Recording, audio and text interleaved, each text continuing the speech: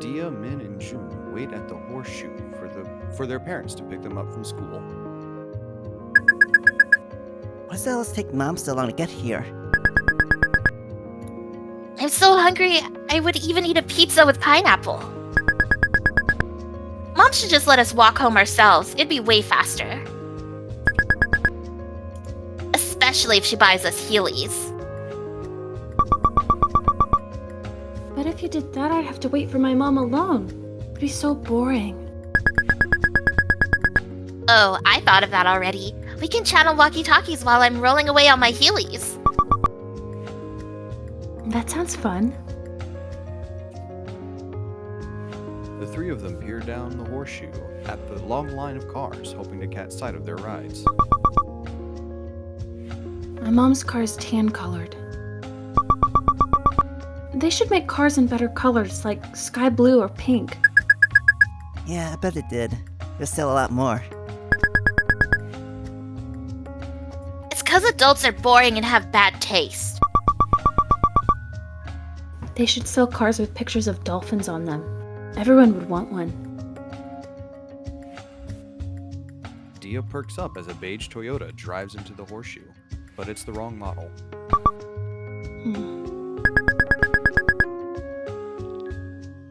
Did you hear about Barry Bonds? He's in trouble because he did steroids. What are steroids? The drugs that make you really buff. It's cheating. I don't see why they don't let you use them. If they're so good, everyone should use steroids.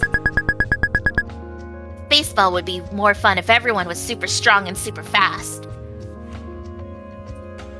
Suddenly, Min jolts upright and shouts as a silver sedan pulls up to the curb. You see our car! Bye, Diya! Heat rushes to Diya's face as Min hugs her tightly before dashing off. Bye. Wait, that car has a side thingy under the door that ours doesn't have. Min flings the car's passenger seat door open, revealing a stranger inside. Who are you? Min hastily slams the car door shut and stomps back to Diya and June, who are both wheezing with laughter. That was the wrong car! I told you! Diya, I think your car's over there, though. Thanks. Bye for real this time. See you tomorrow! As Diya buckles up in her mom's sedan, she peers out the window, smiling a little when she sees Min waving frenetically at her outside.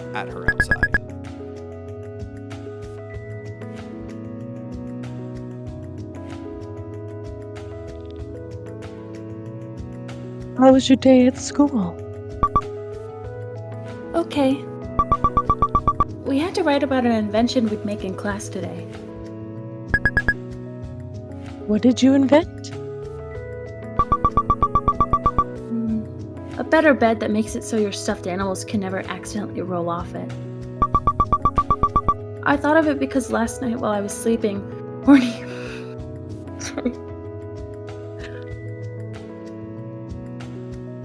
Horny fell on the floor. Horny? What was that?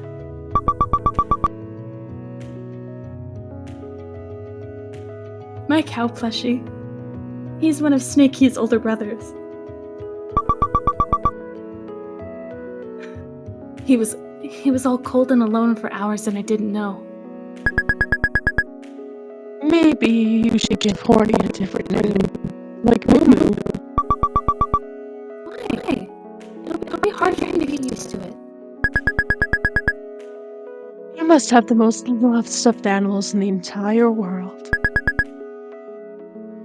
What else did you do at school? I tried to take an accelerated reader quiz on the Boxcar Children book I read. But I accidentally clicked the wrong book, so it made me take the quiz of a book I never read before. It didn't let you quit out? What a bad design. My classmates all tried to help me, though. Hayden read the book a year ago, but he could barely remember anything. So even with everyone's help, I only got a 2 out of 10. Oh no. Mr. Armstrong said he wouldn't count it for my grade, though. That's a relief. The boy waving at you earlier. Is that Hayden? The classmate who helped you? You mean Min? She's not a boy. Huh? The one wearing a hoodie? Yeah, she's a girl. To Diya's surprise, her mom wrinkles her nose in disgust. That was a girl? She's a freak! You should make friends with more normal girls. Huh?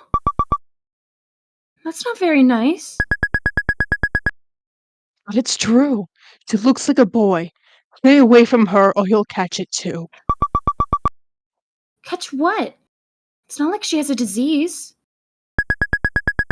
You're too young to understand.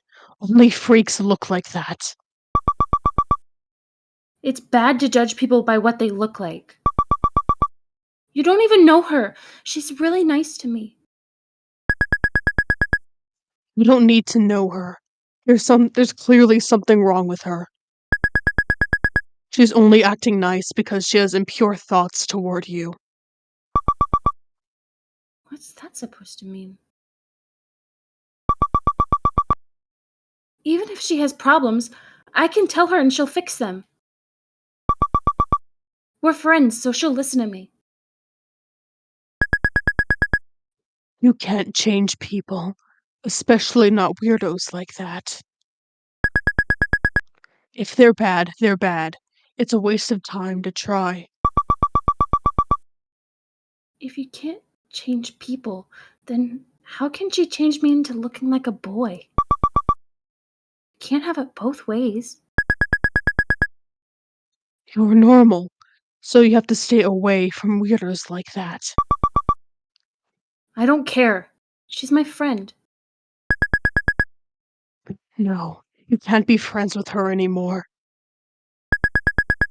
If I see you talking to her again, you're in big trouble.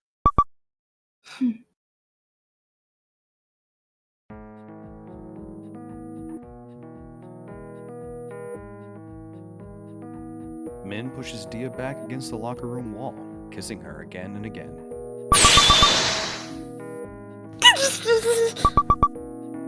Wow, this is great. They break apart, both panting for air. A pleasant shiver runs down Diya's spine as Min grins sharply at her.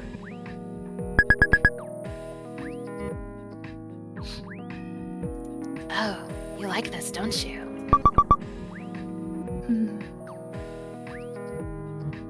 Diya is too embarrassed to admit it, so she just nods, her cheeks blazing. You don't need to be shy. It's just me. I feel like I absolutely can't say it out loud, though. Sorry. Min presses a kiss to her cheek and whispers in her ear, voice low. Diya can feel her smiling, her breath warm on her cheek. It's okay. You're so cute when you're like this. I almost can't stand it.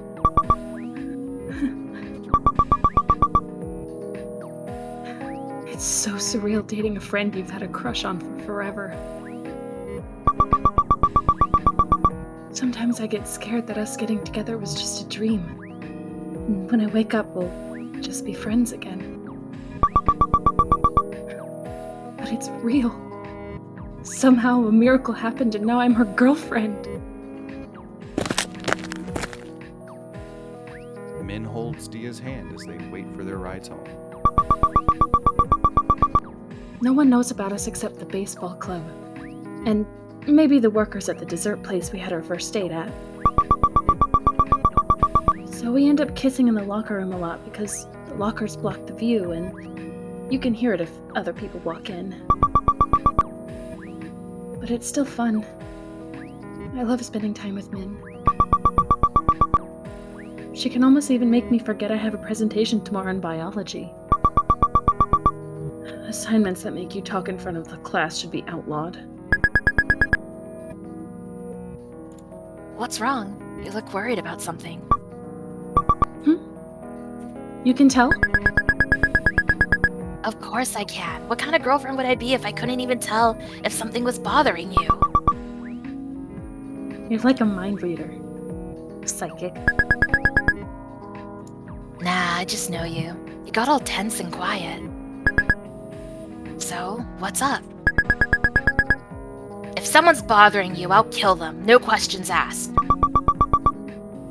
You probably should at least ask 1 or 2 questions. Killing people is wrong. Okay, then if someone's bothering you, I'll be really mean to them. So, who is it? It isn't anyone. It's just that my group presentation is tomorrow. In biology. Oh, that PowerPoint you've been working on with Akarsha and Noelle? Diya nods. We're supposed to elaborate on what we put on our slides.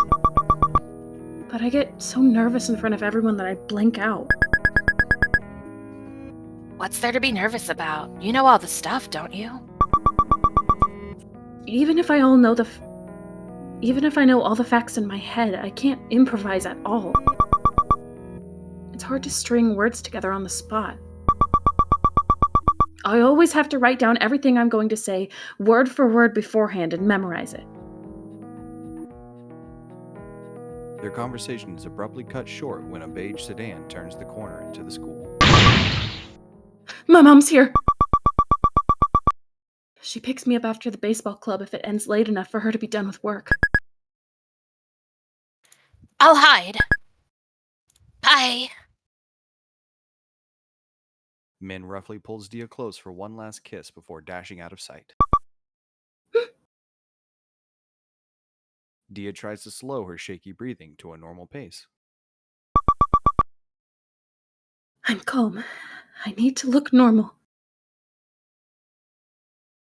Diya gets uncharacteristically clumsy after making out with Min, like a dog who's still woozy after surgery. She staggers over to her mom's car as it pulls up to the curb. I'm scared of how my mom will react if she finds out I'm talking to Min again. Let alone that I'm dating her. So it's a secret for now. Diya reaches for the door handle, misses, and slams her hand directly into the side of the car.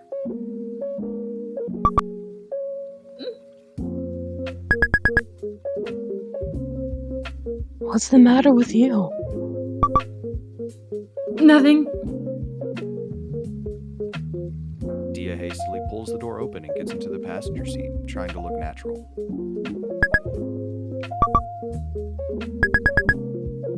How was your day at school? Okay.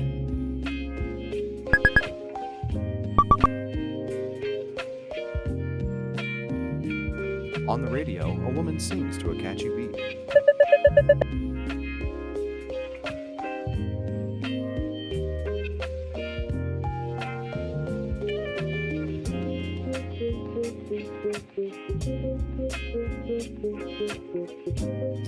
I'm Curious for You caught my attention. I kissed a girl and I liked it. Did she really just say that?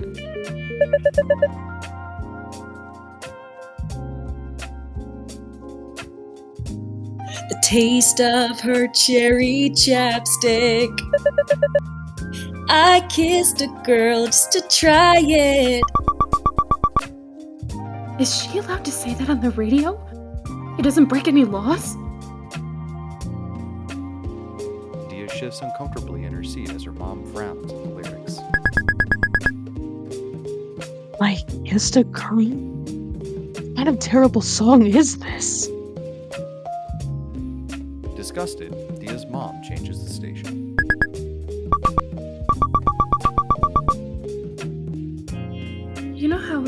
movies, superheroes have to hide their identity to their families.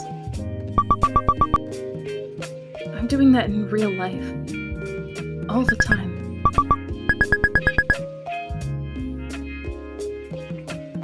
The other day, I saw Akarsha and her mom at Safeway. She was so outgoing. She even told me about the biology project you're working on together. I didn't even know you two were doing a project until Akarsha said so. Why can't you be more like her? I like knowing things about you. Akarsha was her daughter. She disowned her for being bi. Not that she'd know that.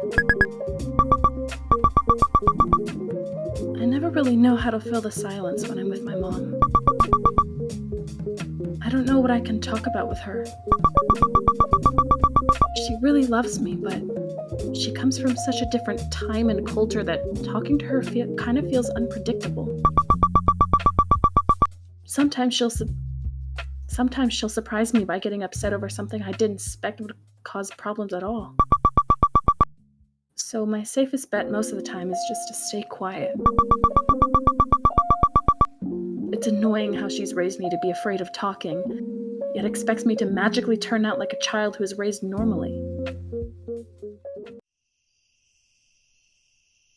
That night, Diya tosses and turns in bed, anxious about her presentation the next day. I wish I could time travel to this time tomorrow after the biology presentation is already over.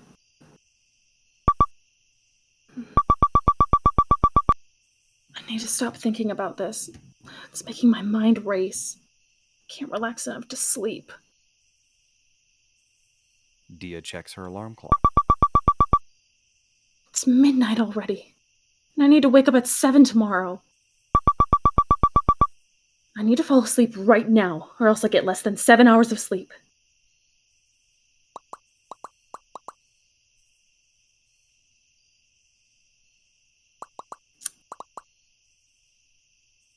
We gotta go for the gay option. Min. Sometimes, when I can't sleep, I fantasize that Min is hugging me and saying nice things to me. Usually this works. Diya hugs herself with one arm and squeezes her eyes shut.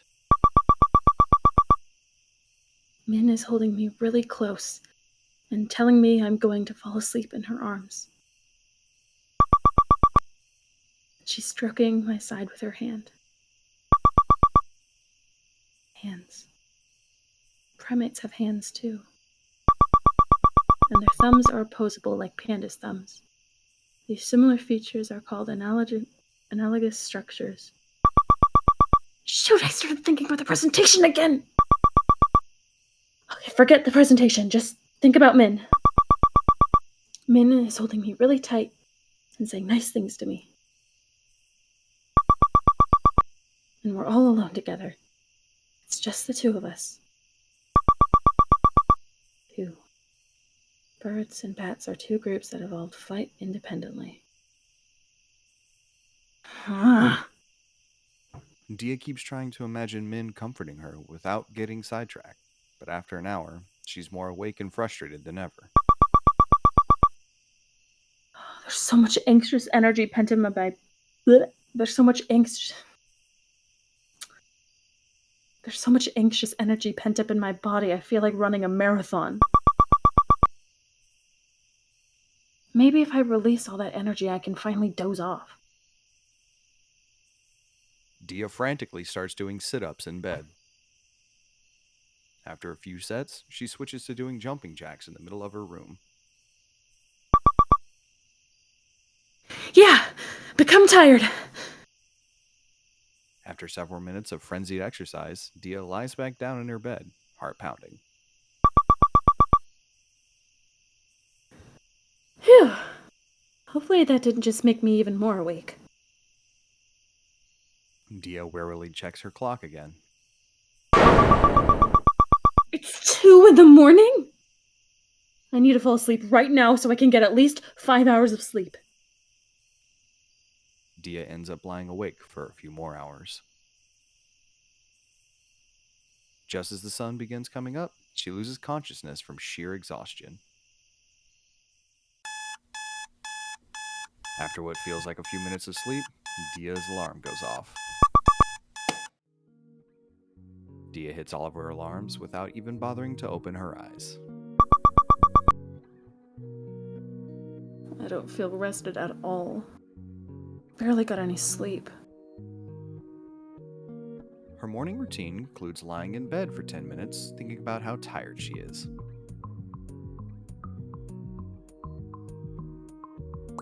Do it.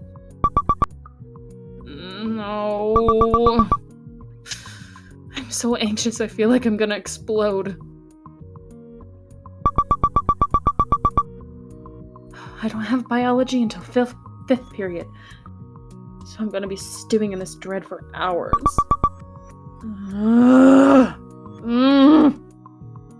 10 minutes pass like this. Finally, Diya drags herself out of bed and steels herself for the terrifying day ahead.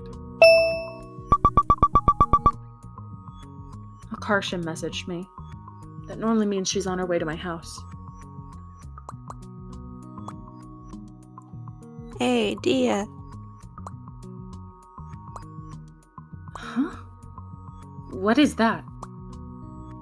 I googled Diya the Hedgehog and that's what came up.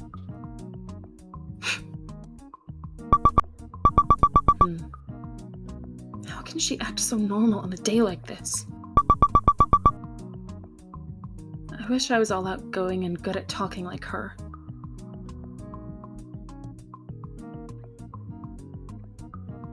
Diya goes outside. Yo, ready to blow everyone out of the water with her amazing group presentation? No. Diya nervously strides off, forcing Akarsha to jog to keep up with her. Hey, hold your horses. Slow down, some of us have average length legs, you know? Miss Long Legs. Or should I say Daddy Long Legs? Don't call me that. You're so cold to me, bro. I'm dying here. Why would you die if you can't call me Daddy Longlegs? Weirdo. It's so dark and cloudy today. I think it's gonna rain. Hey, Diya. What do you think? I wish real life had captions like on TV. No clue what anyone's ever saying to me. What? What do you think happens? Oh wait, sorry, I forgot about your ear. Akarsha switches to Diya's other side so she can hear her over the sound of traffic. What do you think happens to a Teletubby when its screen gets destroyed? Why? Where is this even coming from? Have you been watching Teletubbies lately or something? What? No. It's called having a healthy curiosity about the world around us, my friend. Doesn't sound healthy to me. What kind of person thinks of destroying Teletubbies? They're so colorful and friendly. My stuff. Wow, geez, I see you're not ready for my cutting-edge Dragon Tales theories either. As Diya and Akarsha arrive at school, Diya feels something cold and wet drop onto her shoulder. It's raining. Yeah, I'm heading inside. Akarsha scurries off as the rain picks up. Soon, torrents of water are pelting the ground. I still need to get my things from my locker.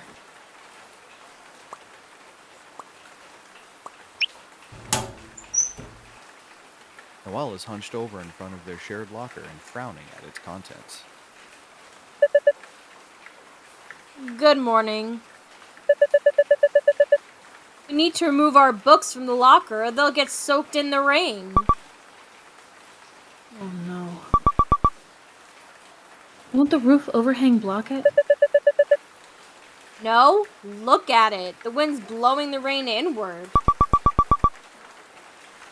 Yeah, we're even getting damp standing here right now.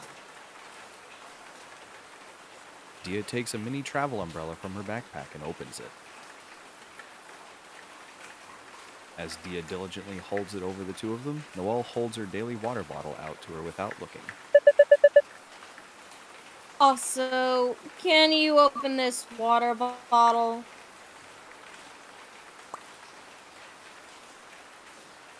Diya holds the umbrella with one hand and grabs the water bottle with the other.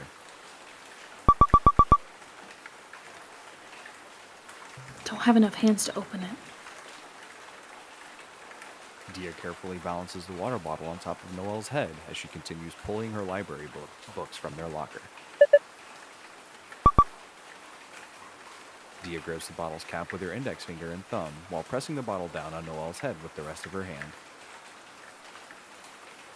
She manages to twist it open without spilling any of the water. I'm pretty proud of myself for pulling that off. She closes the cap and gives it back to Noelle as she slots the last of her novels into her book bag. Thank you. I finished rescuing all my water-sensitive items. It's your turn. Diya peers into her and Noelle's shared locker.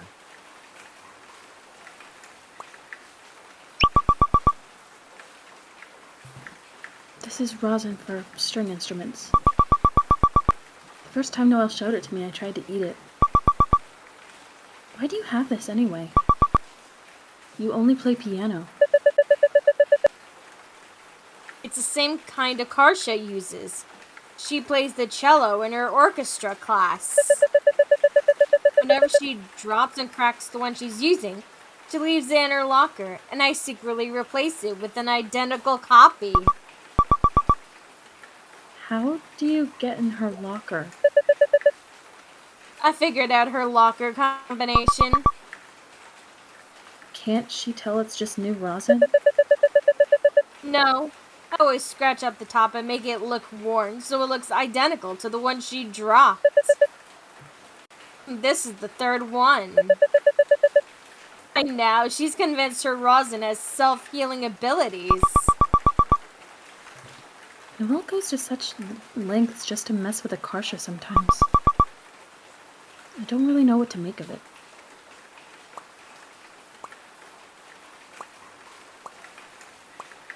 I'll get school stuff.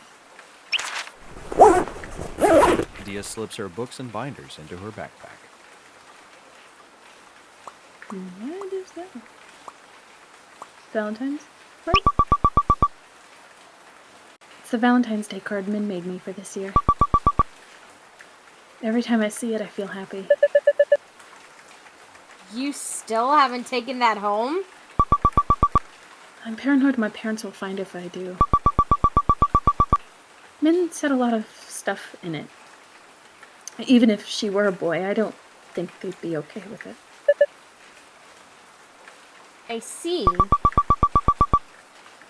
Guess I have to move it out of my locker or it'll get soaked and wrinkly, though. Diya carefully slips it into her binder's inside pocket. Speaking of Valentine's Day, how is Akarsha's investigation of her secret admirer going? Awful, and by that I mean wonderful. She's utterly lost. Her list of suspects includes a random guy in her history class, a sophomore she's never uttered a word to before, and even a lunch lady who once gave her 2 slices of pizza that were stuck together instead of one.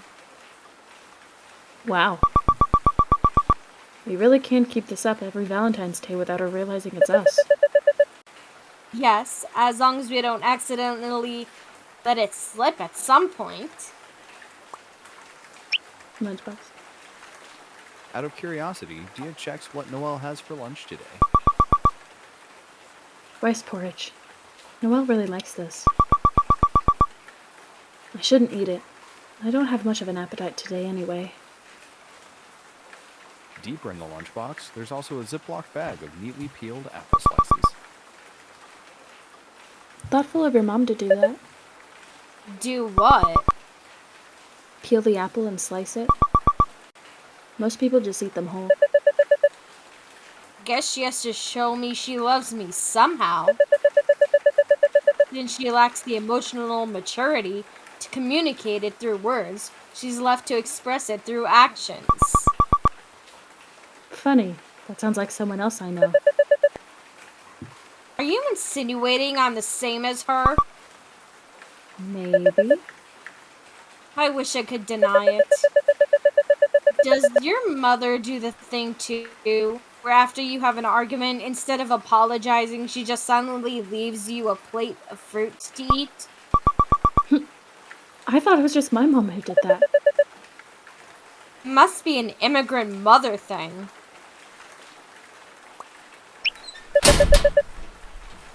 I'm ready to head to class when you are.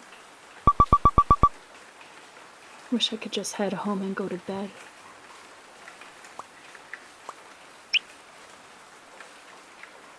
Diya loves the sound of rain when she's indoors, especially the drum of water on metal. Unfortunately, today she's so consumed with dread over her presentation that she's totally unable to enjoy it.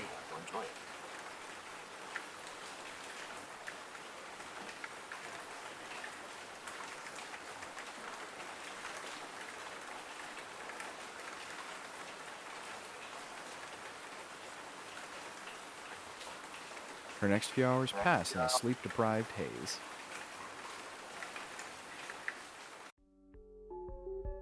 Diya's stomach churns with dread as she finally walks into her biology class. It's here. The period of doom. To her surprise, she finds Min leaning against her desk, waiting for her. Huh? Why are you here? You're about to do your presentation, right? I thought I'd swing by and try to pump you up for it. Oh, thanks. How do you feel? I'm so nervous my stomach hurts. I even forgot to eat my gummy vitamins this morning. Each day, Diya looks forward to eating 2 gummy vitamins. Min gives her hand a reassuring squeeze. It'll be okay. You're gonna kill it. You're so cute. There's no way the teacher can give you a bad grade. If the teacher really graded like that, he'd be in jail. Well, if I were in charge, I'd give you an A. Anything I can do to help? Can I have a hug? And a kiss? Yeah, of course. Won't people see, though? It's an emergency. Min's face lights up, and she eagerly envelops Diya in a tight and warm hug. Min pulls her in for a kiss, but Diya rears back when she smells cigarette smoke on her breath.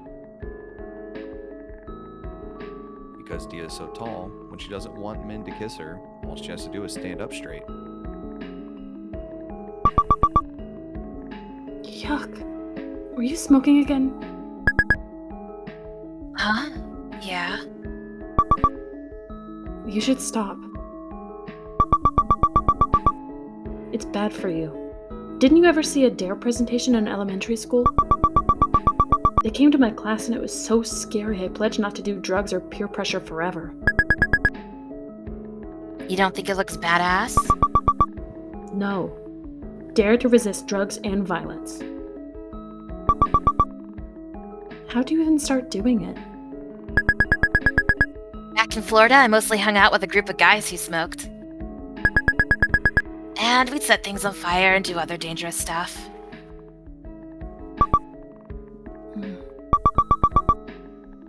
I'm really glad she's over here with me now. But those guys aren't here anymore, so why keep doing it? It was a pain to get the cigarettes in the first place, since stores won't sell them to people under 18. So it feels like a waste not to use them. And I thought it'd make me look hot. You look hot when your hair's all messed up from kissing me. Not when your mouth tastes bad and I can't even kiss you.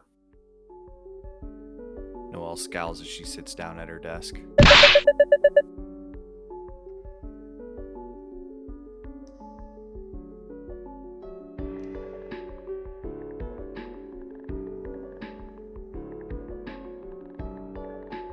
You're seriously still smoking? You need to get your life in order.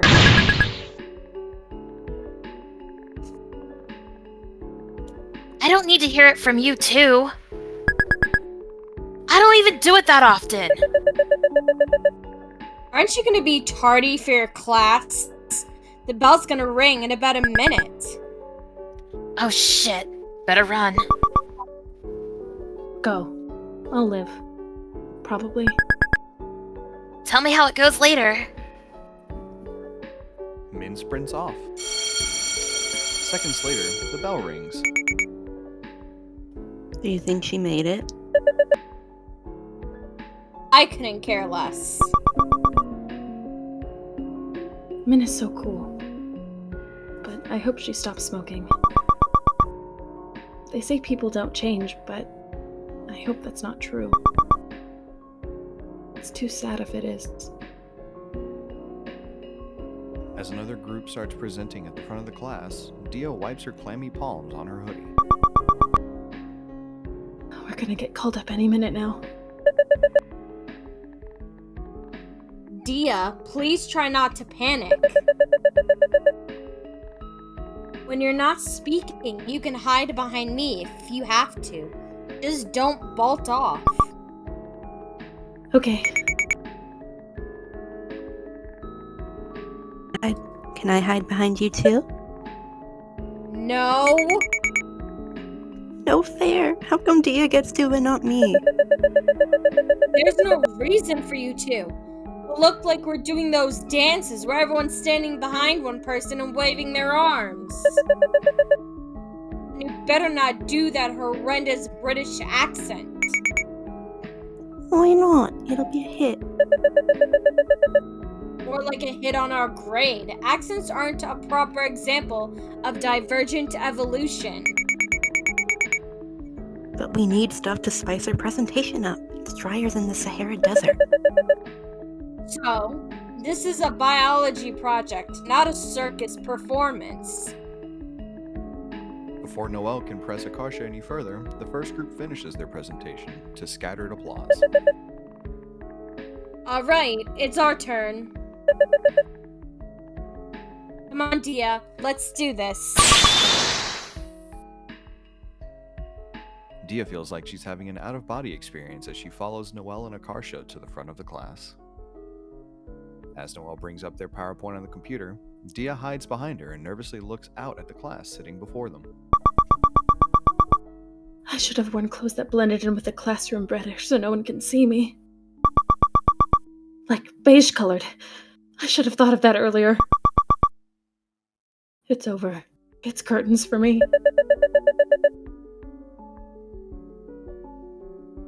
Hello, everyone. We've been tasked with review patterns of macroevolution. The audience begins to nod off as soon as Noelle flicks to a slide with an essay crammed into it on a 10-point font. Let's begin with the obvious question. What is macroevolution? To understand this, we must first consider... By the time Noelle is done droning through her last tome of a slide, half the classroom is asleep. Akarsha shakes her head and sighs as she clicks to her first slide. It opens with an illustration of a finch's head. Alright, so divergent evolution. An explosion sound effect plays as 5 more finches with different beak shapes blast onto the screen, jolting their classmates back awake. It's when populations from common ancestor adapt to different pressures and become more different over time. just how your average New Yorker talks like this. Different from over here. She just switched from a British accent to a New York one. Oh, well, maybe the teacher will think it's funny. You can let this slide, Noelle. Just hold it in until after the presentation's over.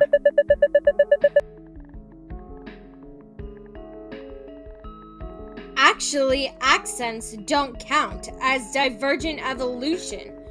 New Yorkers aren't another species from us.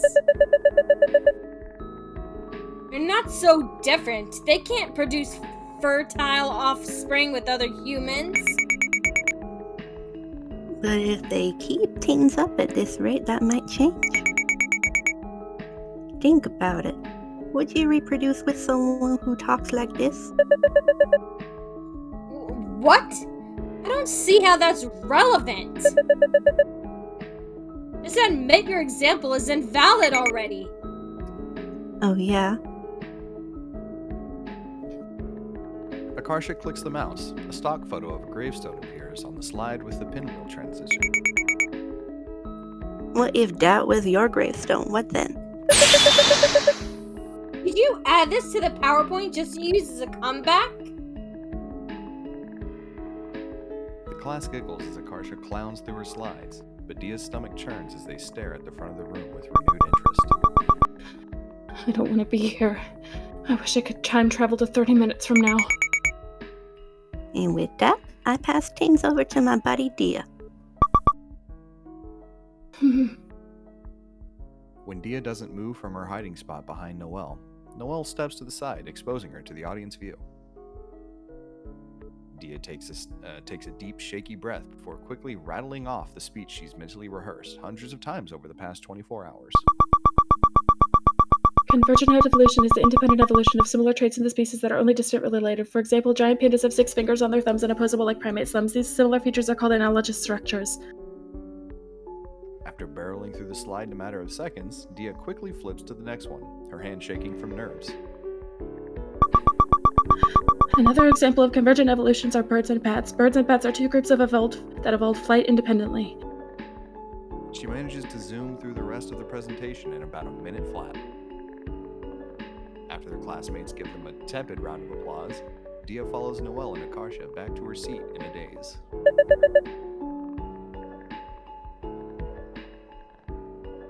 Well, at least that's over with. It's over. I'm free. See? That wasn't so bad, was it? Actually, it was. I think I'll be quiet for the rest of the day to recover from that.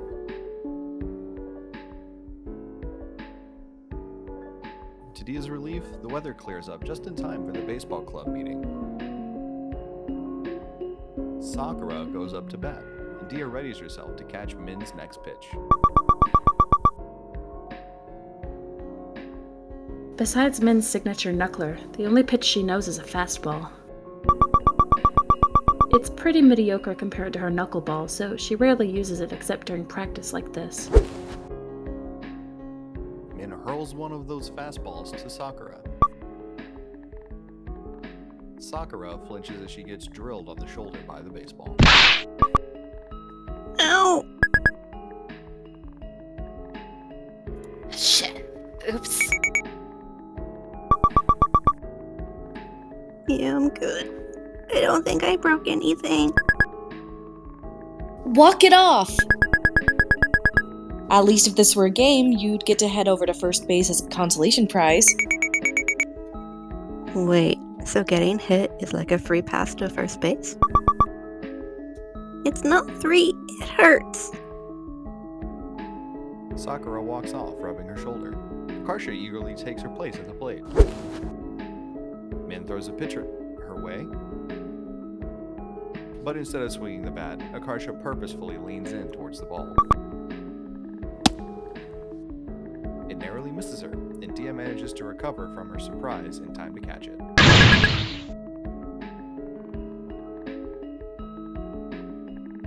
The fuck's wrong with you?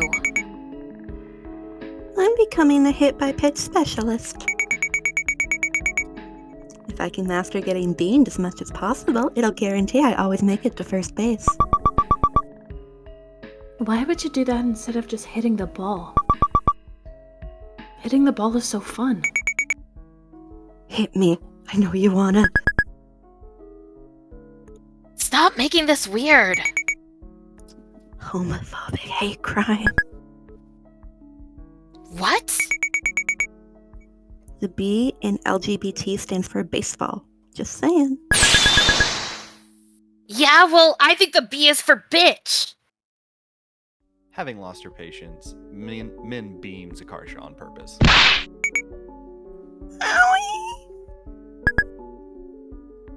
If you keep this up, the B in LGBT is gonna stand for broken bones.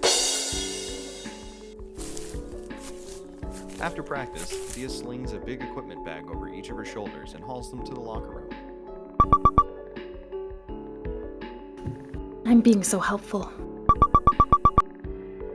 I hope someone notices how many bags I'm carrying. Wow, Diya, you're carrying 2 bags at once. Thank you for helping. Diya happily heads up the hill with a spring in her step. Say, Diya, do you watch The Bachelor? Bewildered, Diya shakes her head. What is that? A show? I don't watch much TV except sports, Animal Planet, and the Discovery Channel. So when people talk about movies and shows, I usually don't know any of them. You should try it. We need more people to talk about it with. My mom and I started watching it this season and we're obsessed. What's it about? Basically, 30 women try to date the same guy at the same time.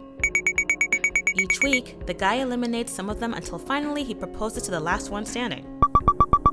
My mom would definitely never watch that with me. She'd be so scandalized. Your mom likes watching shows like this? Yeah, she's the one who got into it first. She spread it to us like a virus, and now we're infected too. The way you put that makes it sound like a zombie apocalypse. Wish I had something like that with my parents. I feel like I have nothing in common with them. They don't try to get you into the things that they like? Not really.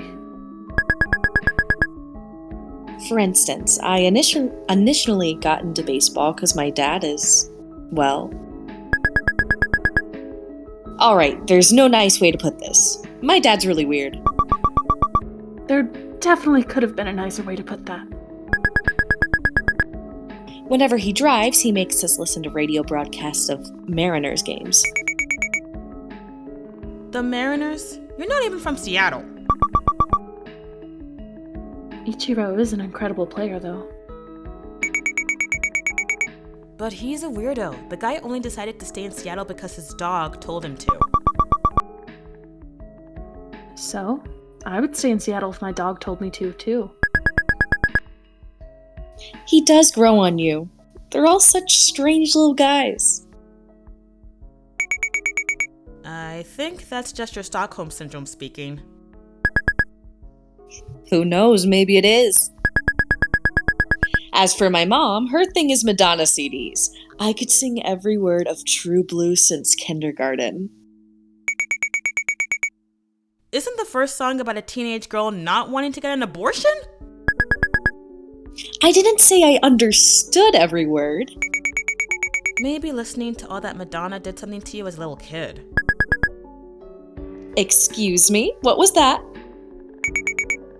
I take it back, I take it back! I have no clue what kind of music my mom likes. All I know are which songs she hates on the radio. And she doesn't know what kind of music I like either. Or my favorite movie, or favorite color, or anything like that. I've known her my whole life and we still don't even know basic facts about each other. That's so sad. I want to have a good relationship with my parents too. Diya listens to her teammates chat as she changes out of her baseball uniform.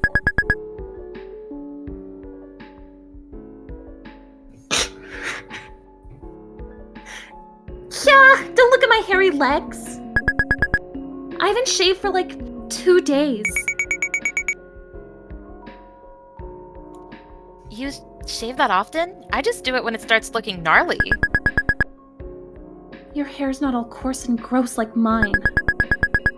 I have to do it every other day or I start looking like a gorilla. Girls are supposed to shave? Huh? I've always wondered why no one's leg hair is really obvious except for mine. That must be the secret. Good thing I'm wearing long pants that cover up my legs. Suddenly self-conscious, Diya inspects her arm hair. Even my arm hair is pretty obvious. My hair's just all really thick and dark.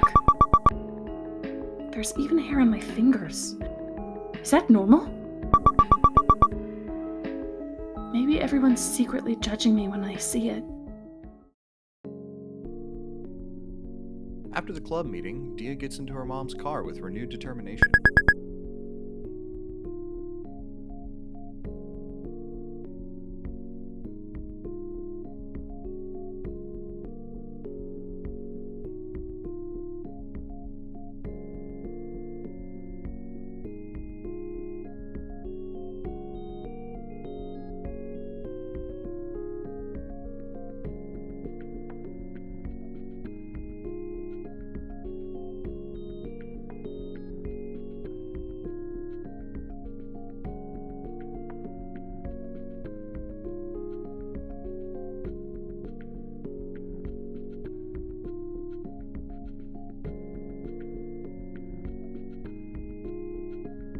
Can you hear me? Okay. Perfect. How was your day at school? Okay.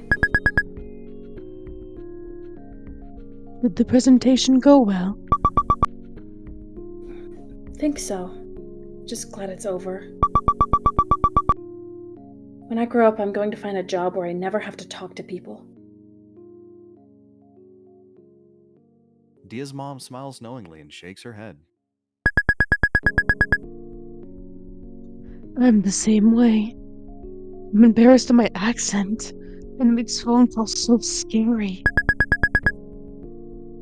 Talking to workers in stores makes me feel nervous too.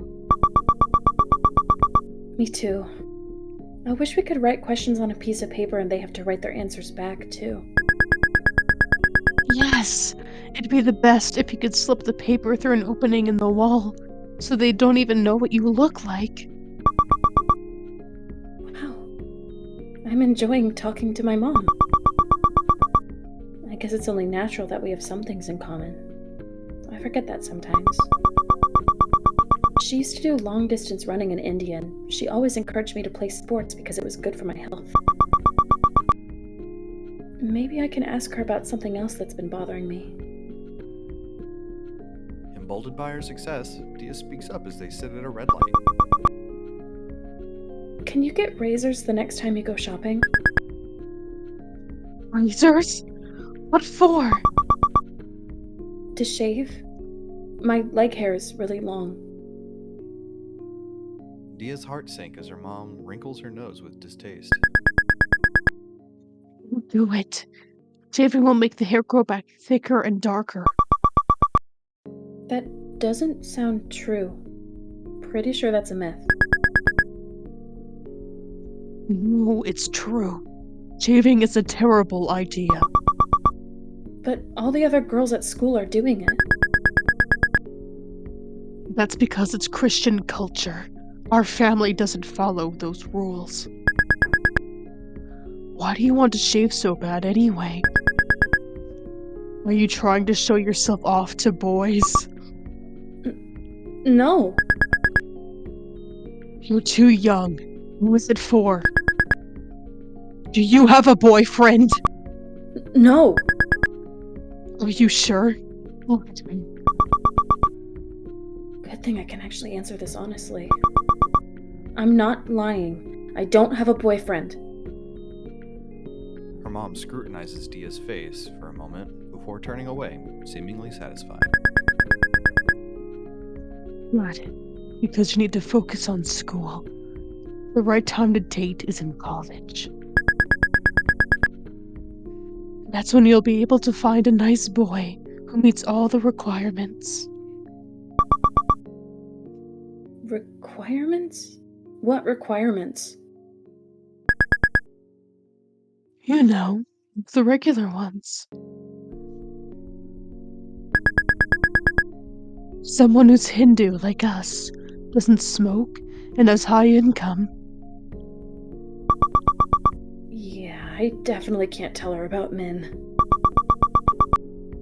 What if I wanted to date someone different? Like a non-Indian person? No, white person wouldn't understand our culture. Plus, whites do drugs and don't know how to save money.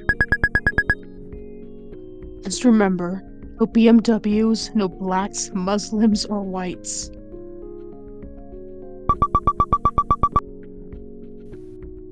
That's so racist.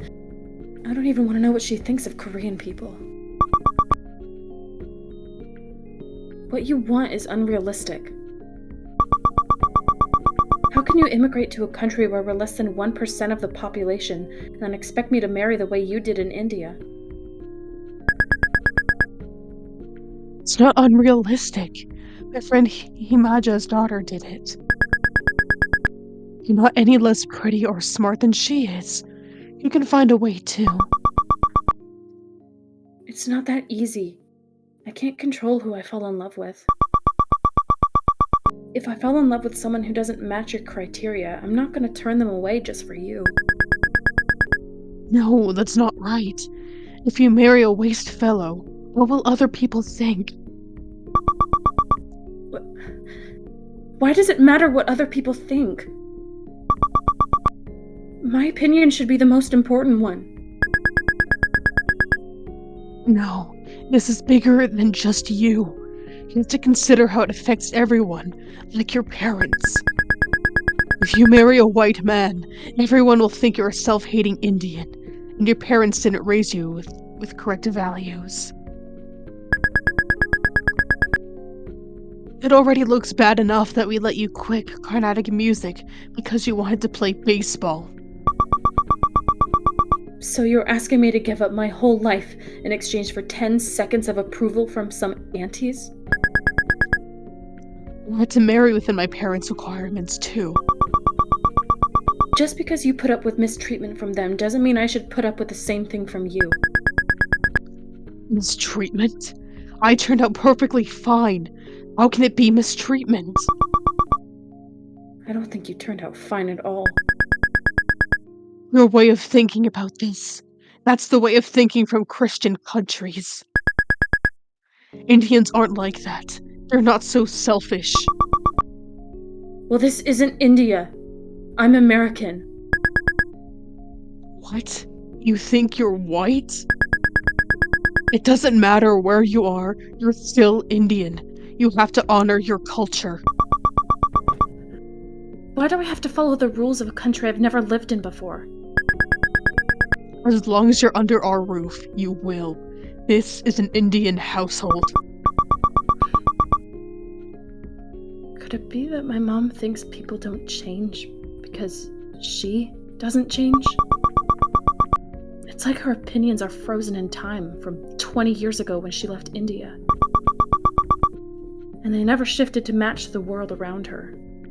They're just stuck. They spend the rest of the drive home in stony silence.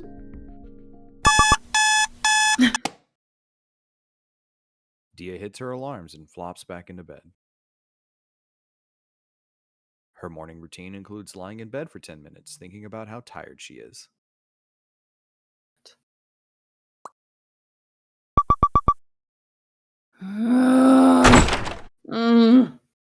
Suddenly, her bedroom door squeaks open. I need to head out early today. Here, I'll put your lunch into your backpack. Diya's blood runs cold as her mom unzips her backpack. She'll see the Valentine's Day card. Diya bolts upright and snatches the backpack from her mom's grasp. put it in myself. Why are you being so secretive? I can't even look in my own child's backpack anymore. I'm not a baby. I should get to have privacy too. Diya's mom sighs as Diya puts her bagged lunch into her backpack. You know, it's really hurtful that you hide everything from me. You're so quiet. I wish you would talk to me like my friends' kids talk to them. My friend's son even tells them about the girls he likes. He tells them everything. Makes me sad. I wish we had that kind of relationship. You think I wanted it to be like this? I didn't just decide not to talk to you all on my own. What are you going on about? How are you not able to put 2 and 2 together? I want to be able to talk to you too. But I don't feel like I can. Every time I open up to you, I regret it. You always have some bad reaction to something I say. What? Like what? Like the time I told you about my friend, and you said I wasn't allowed to talk to her anymore. What are you talking about? That never happened. Yes, it did. After school, when I was in 3rd grade. 3rd grade? You really go through life collecting pointless grudges from years ago? How can you use something I don't even remember to argue against me? How can 2 people perceive the same conversation so differently? To me, it was one of the worst memories of my life. One that still affects how I act around her every day. But to her, it was an uneventful car ride. I need to give a different example. You didn't only make mistakes in the past. You never changed. Like yesterday, I asked you to buy razors for me and you lectured me about dating. I'm your mom. I'm supposed to say no when you want something that's bad for you. If your own parents won't tell you when you're doing something wrong, who will? Of course you're supposed to stop me from doing really bad things. But I feel like you think your only job as a parent is to lecture me every chance you see. Sometimes I just want to have a normal, not negative conversation. What do you want me to do? Just keep my opinion to myself and agree with everything you say? If I were your friend, sure, I could do that. But that's not my role. I'm your mother. I'm supposed to help you. Tears well up in Diya's eyes from frustration. Great, not now. I hate how I can't argue with anyone without crying. You think you're helping me, but all you do is give me anxiety. I feel like every time I speak to you honestly, I'm punished for it. So me speaking my mind is punishing you? How can you not allow me to say what I think? How do you think that makes me feel? Both of them freeze as the doorbell rings. It's Akarsha. I can't let her see me like this. Yo? Diya flings open the door and darts past Akarsha. Whoa.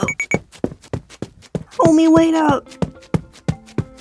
Diya ignores her and sprints down the sidewalk. The frenetic slap of flip-flops on concrete behind her gets louder and louder until suddenly, a hand grabs her forearm. Gotcha! Diya reluctantly slows to a stop and lets Akarsha catch her breath.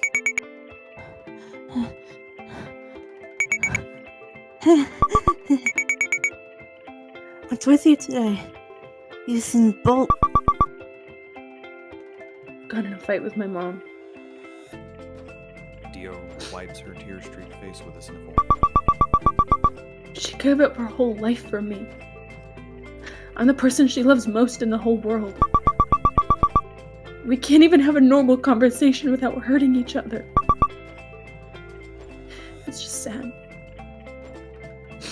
It takes a few seconds for Akarsha to recover enough to choke out a response. Bro, that sucks.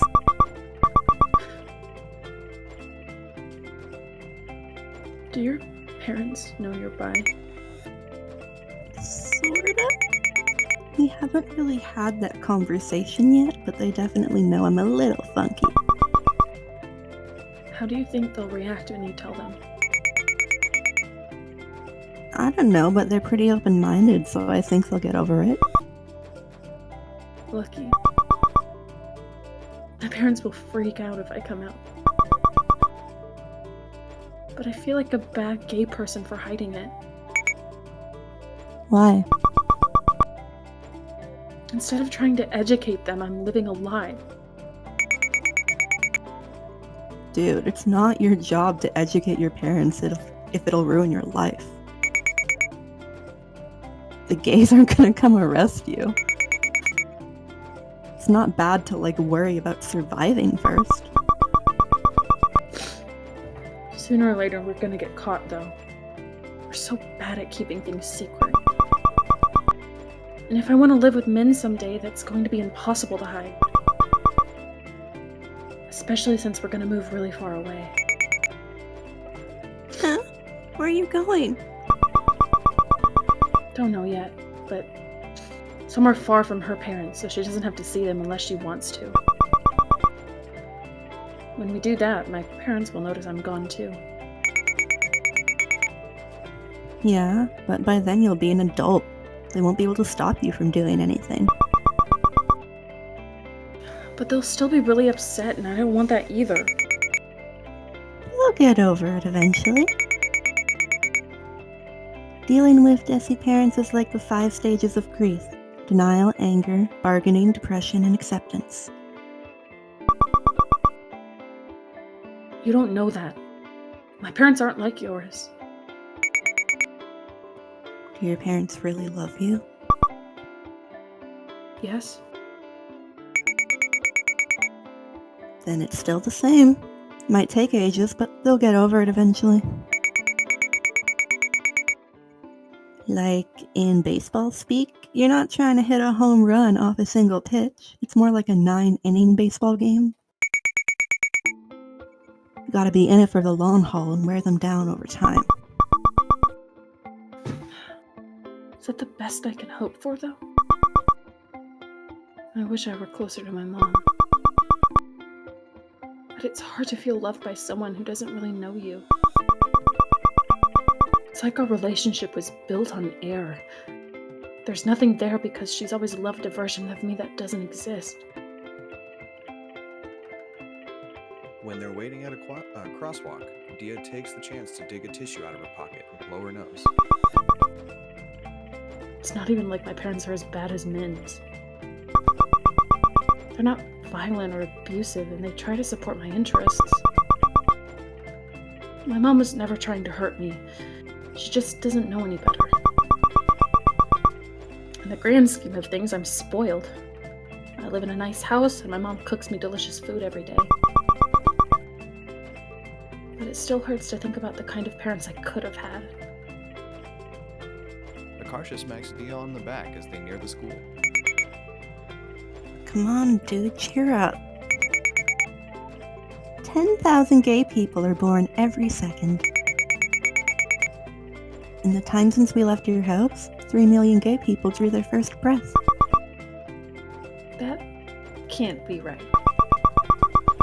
If people were born that fast, the population would grow by billions every month. Where'd you get those numbers from? I made them up for dramatic effect. Hey, Diya. Do you think it's possible for a baseball player to mold her hair into a huge bowl shape and use it to catch the ball? No. Diya shakes her head. Why not?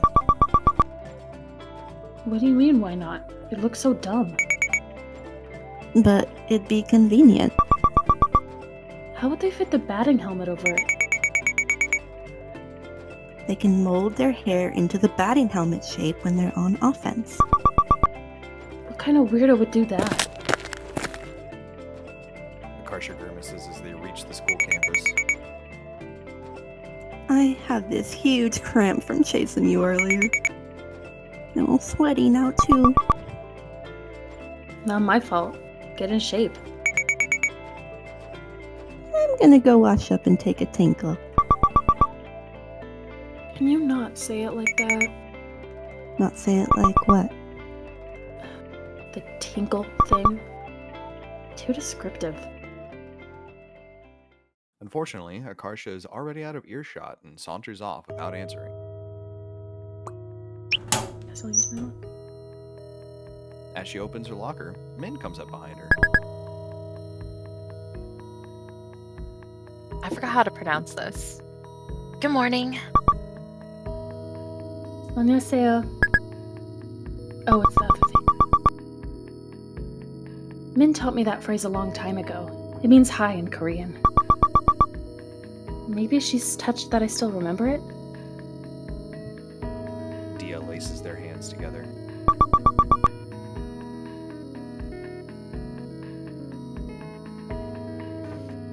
I like teaching each other all these phrases.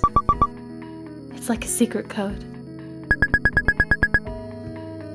Yeah, we can even say romantic stuff without other people knowing.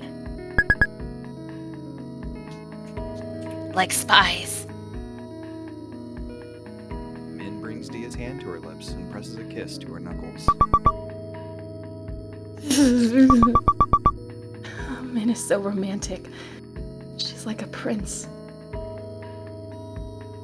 Suddenly, Diya realizes how close of a view Min is getting of her hand.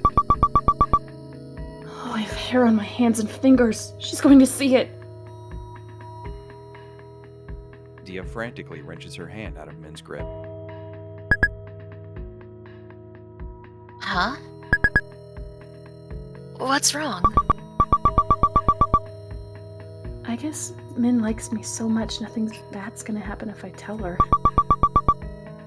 There's hair on my hands. I didn't want you to see. Min looks utterly dumbfounded. What? They're hairy. My arms too. When I wear short sleeves, you can even see it from far away. Really? I never noticed. I thought Min of all people would have noticed. She spends so much time staring at me. I'll show you. My leg hair is even worse. Diya nervously rolls up one of her leggings to reveal her hairy legs. I mean, yeah, I see it now, but it's just hair. I'm glad you're not grossed out by it. But it still might make me feel better to shave it. I won't stop you, but you really don't have to. You're drop dead gorgeous with or without it.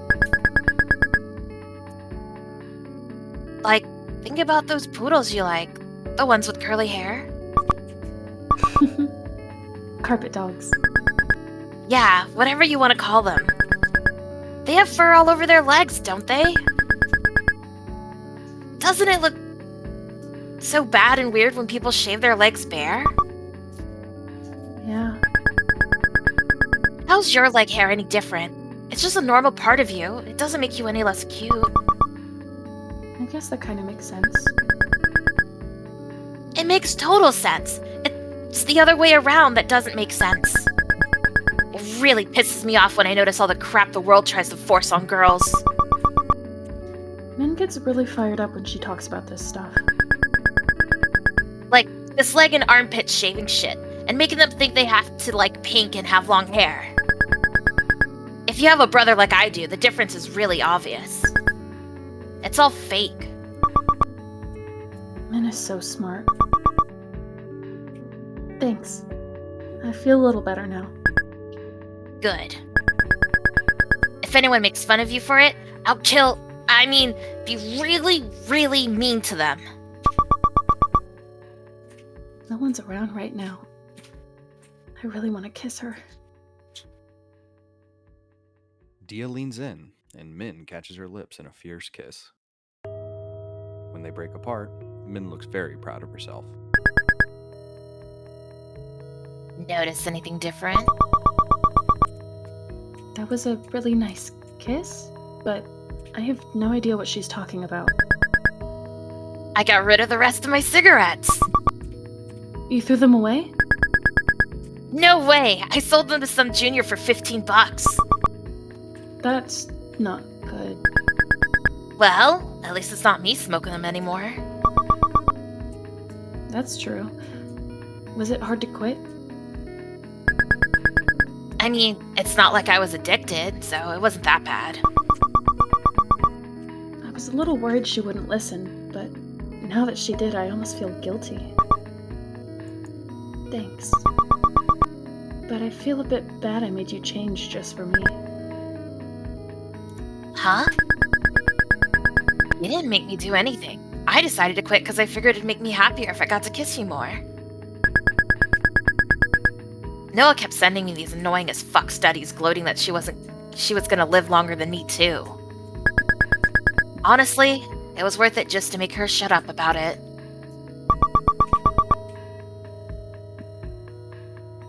But still, if you weren't dating me, you wouldn't have quit.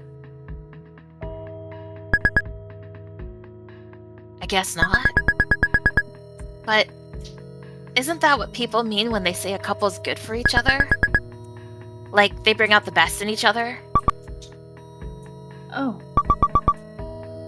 I guess people do say that too. I'm happy you quit. I think I'm just not used to being listened to like this. I mean, I'd be a pretty shitty girlfriend if I didn't care when something was bothering you. I know you'd do the same for me. That's true. I can't believe that worked. I'm glad I said something.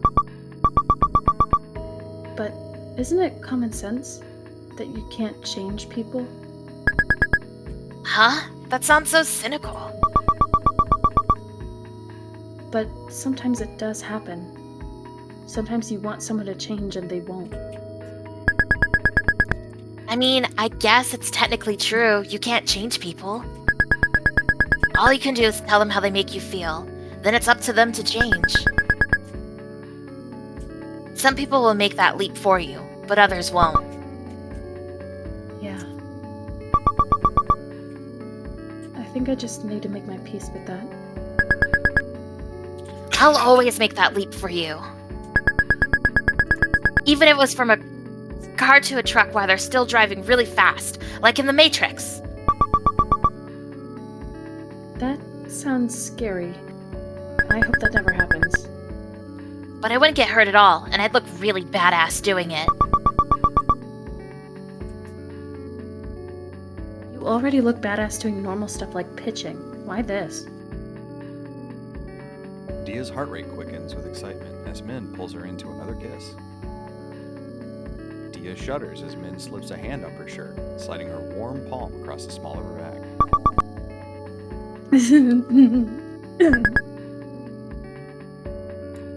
Is this okay? Min's hand is hot against her bare skin. Once you get over the initial shock of it, it feels nice. Want me to stop? Diya shakes her head, hiding her burning face in the crook of Min's neck. Min withdraws her hand, looking uncertain. I'm not gonna do it unless you say you want me to. I just need to spit it out. It's not fair to always make her guess whether I'm having fun or not. Even if she's good at it, I need to help her out sometimes. It's just Min. Nothing bad is gonna happen. Please, don't stop. A wicked grin crosses Min's face, sending a rush of heat through Diya's body. Good. Then I won't.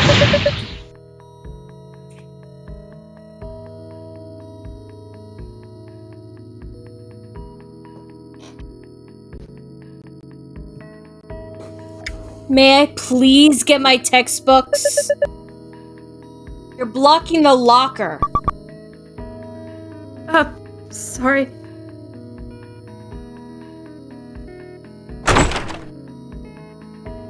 That evening, Diya is doing her homework when her bedroom door opens.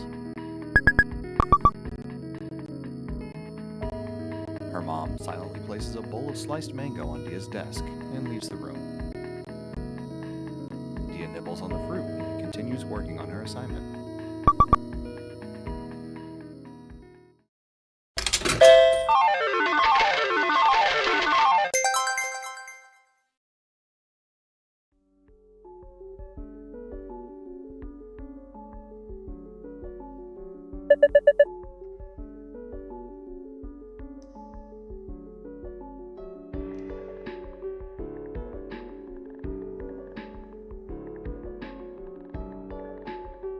Don't get close to the water.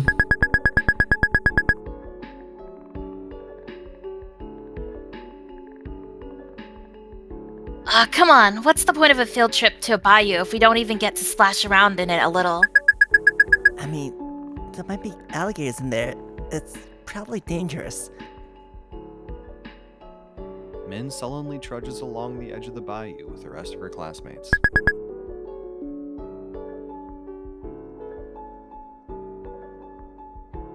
I miss California. We just moved here a couple months ago. Before, the only white people I knew were Hayden and my teachers. But now, every one single kid in our class is white except me and Jun. I can't believe Hayden was right. Our school in California really wasn't anything like the rest of America. This bayou has a lot of biodiversity. Does anyone know what that means? Min-Seo raises his hand. Their teacher pauses awkwardly before nodding to him. Sorry, how do you pronounce your name again? Min-Seo?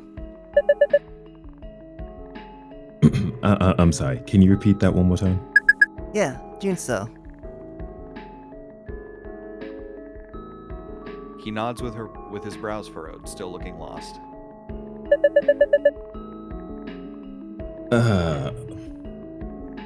Is it okay if I just call you John instead? Okay. Okay. Looking embarrassed, Jun ignores her and answers the question like nothing happened. Biodiversity is when there's a lot of different kinds of plants and animals living somewhere. That's right, John. A variety of animals thrive in this habitat. Let's see which ones we can spot from here. Yes, Sarah? Rachel. I see a fish in the water. Min hisses to her twin under her breath as the lesson continues.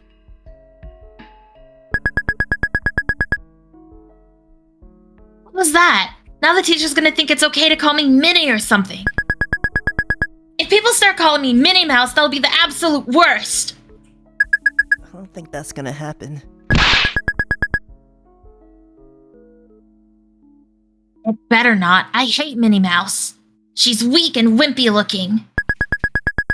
I bet if someone punched her in the gut, she'd just die. I'll go make the teacher call you the right name. No, don't. I don't want to make a huge deal out of it. But you should make a huge deal out of it. It's your name. It's fine. John's close enough.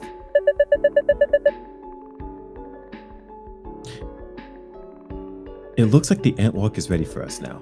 Everyone, follow me. Their class continues down the trail, passing a group from another school. Many of the kids gawk at her and Jun with unabashed curiosity as they pass by. One boy pulls his eyes into slits with his fingers as his friends giggle. James.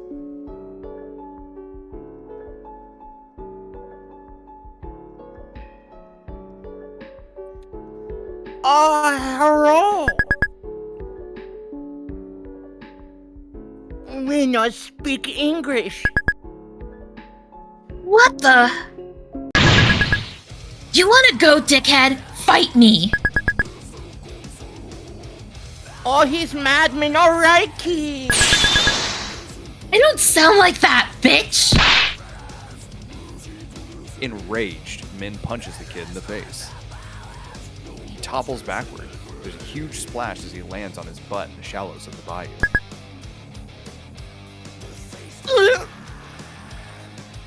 Min seizes his head before he can get up and dunks it into the muddy water.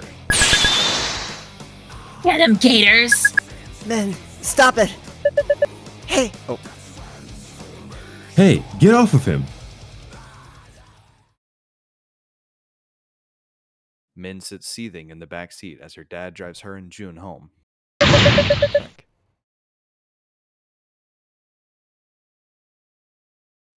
What's wrong with you? Are you brain damaged?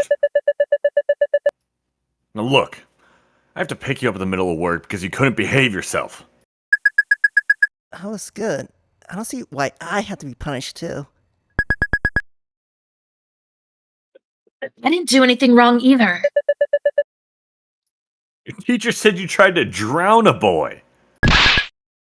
Huh? That's a lie! I was only holding him underwater so the alligators would bite him. That's not any better.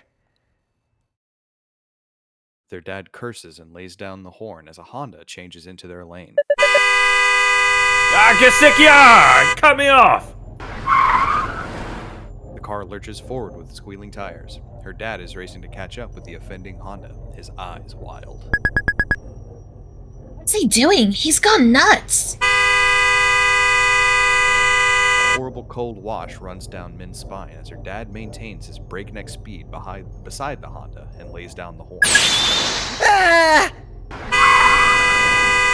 June screams as her dad violently swerves into the Honda, threatening to collide with them. The other driver is forced to veer off the road to avoid crashing. What's wrong with you? He was at fault. I wasn't gonna let him get away with it. What, are you crazy? You could have crashed! It's your fault for making me so mad in the first place. It's bullshit. How come no one else has kids as brain damaged as you? Disrespect me again and I'll really make you regret it. Min remembers the time her dad threw a 3-pound paperweight at her head because she cut her hair short, and goes quiet. Fuming, her dad pulls over on the side of the road so he can focus on yelling at them.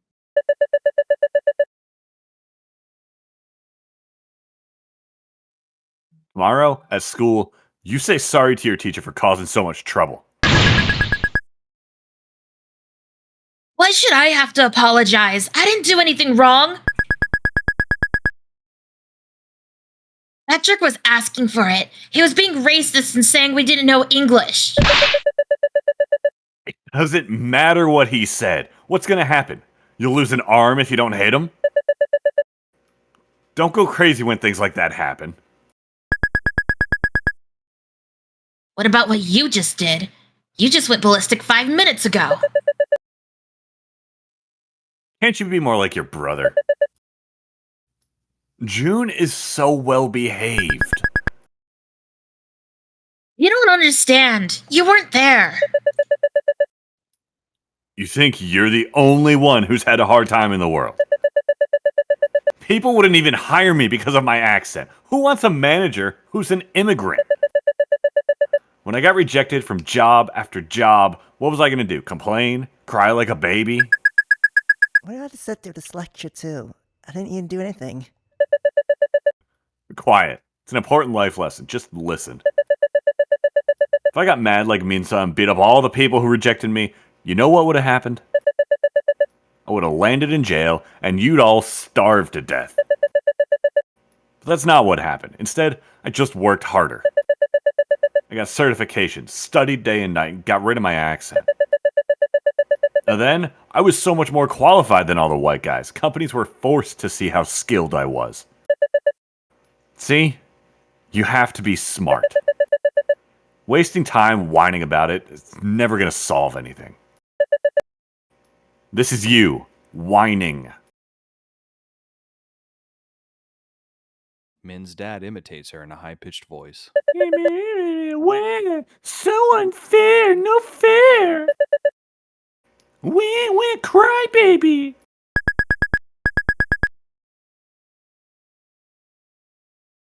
Someday I'm going to kill you. Someday I'm going to kill you. At home, Min and Jun hold an emergency meeting in their room. This is an emergency meeting of the I Hate Dad Club. Club President and Strike Force Commander Min will read out our agenda today. Our agenda today is complain about how much Dad sucks. If he's so good at not getting mad at work, how come he gets mad at us all the time? I mean, I feel like it's all connected. What do you mean? Maybe he bottles up all his bad feelings at work, so when we do anything, he blows up on us. In his head, maybe it's okay for him to yell at us because he's our dad. Well, he's not allowed to yell at me for getting mad when he's not any better. I can't believe he sided with the teacher instead of me, coward. I hate racists. They should all die. I feel like he had a point about the fight you got into, though. What? You're demoted. You can't demote me. I'm a chief demoter, remember? Screw that. You're my own twin and you're betraying me? You were there too. You of all people should know how I feel. It's your fault I got in trouble. That's right that we shouldn't react like that to bullies. We should try to be the bigger person. No, they have to die. If other people are bad, we should get to be just as bad. Did you learn anything today? We don't get to be bad. It'll just get us in trouble. And when you talk back to Dad, it just makes him go crazy. When are you gonna learn? He's just like Mom. How come no one will stand up against him except me? What's your idea then, genius? Be a wimpy loser like him? I don't know. Maybe if we just laugh along, the other kids will want to be our friends.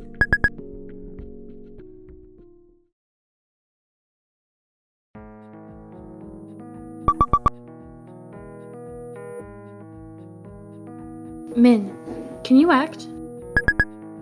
I guess. Why? Can you be in a video we're making? For English. Sure. What's the video? Diya reties her ponytail, but most of her short hair immediately falls out of the elastic and ends up framing her face. Min gently tucks a curly lock behind Diya's ear, making her girlfriend blush as her fingertips brush her skin. We have to make a video about current events. So we chose saving the Grey Wolves. Who's we? Us and Noelle. How come you guys keep getting these 3-person group projects? My teacher usually do groups of 4.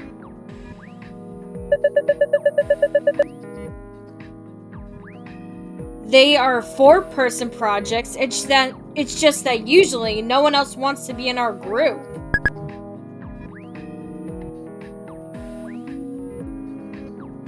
Oh. That's why we need more people to act out the skit we wrote.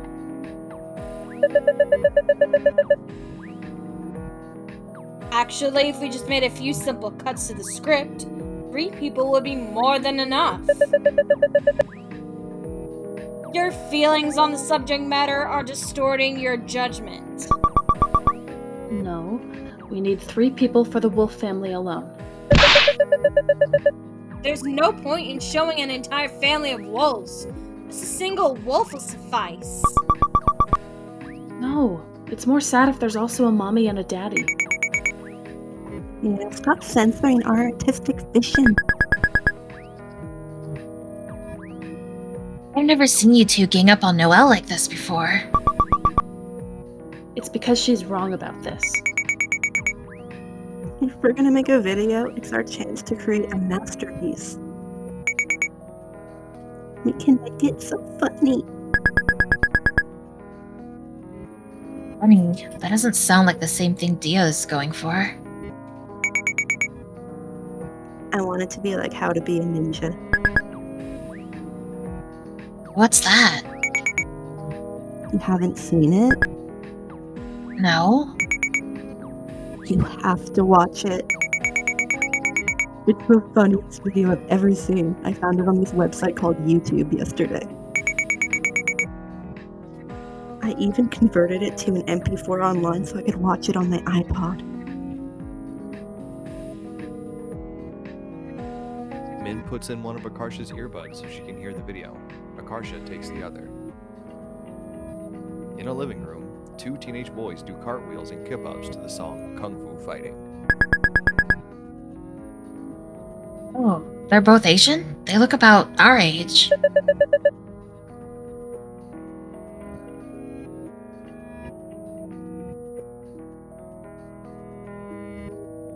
Hey, you! Want to learn how to defend yourself? Aren't you tired of bullies picking on you all the time? Well then, How to Be Ninja is the DVD for you. A boy in the video bows.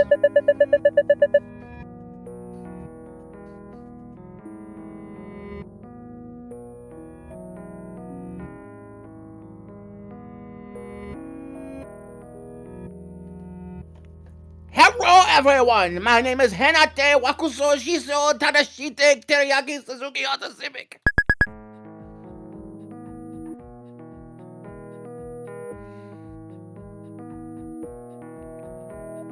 Hello, my name is Bob.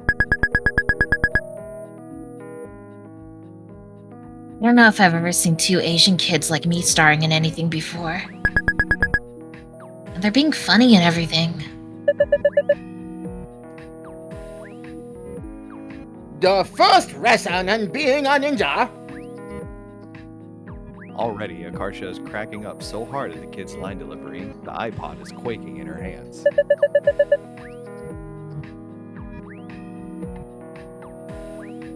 Is to make loud, unnecessary sounds when you hit things. Hoo! Wahoo! I've never seen a video like this in my whole life. It's hilarious.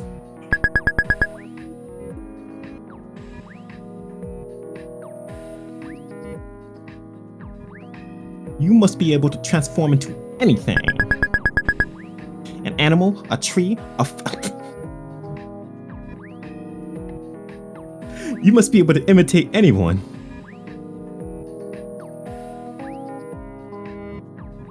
After a kung fu battle that culminates in one of the kids resorting to using a fake gun, the bloopers play. And we'll be teaching you. The boys repeatedly dissolve into laughter over the accent they're doing.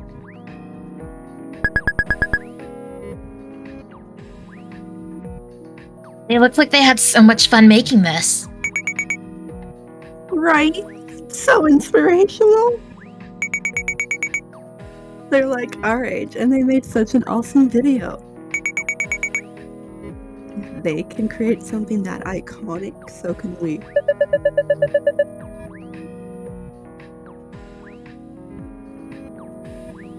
Must I remind you that this school assignment that we're being graded on? We're still following the grading rubric. Are you? I didn't see gun for an Academy Award on there. The script you two have written is wildly overambitious. Yeah. Under the table. Oh, sorry. Under the table, Akarsha immobilizes one of Noelle's feet by sandwiching it between two of her own feet, like tongs. Gotcha. Captured. I'm not captured. Noelle wriggles her foot free. When Akarsha tries to trap it again, Noelle retaliates by pinning one of Akarsha's feet against the leg of the table. No fair. I'm wearing flip-flops and you have real shoes. You gotta go easy on me. You chose the battleground. You don't get to complain. What the hell? They always act so demented around each other. When you're done playing footsies, can we talk about what you guys actually need from me? Akarsha and Noelle freeze, looking embarrassed.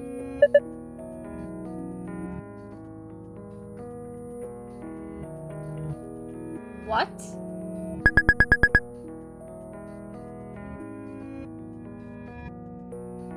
Hello? Because I'm acting in your project? Can you meet us at the park this weekend?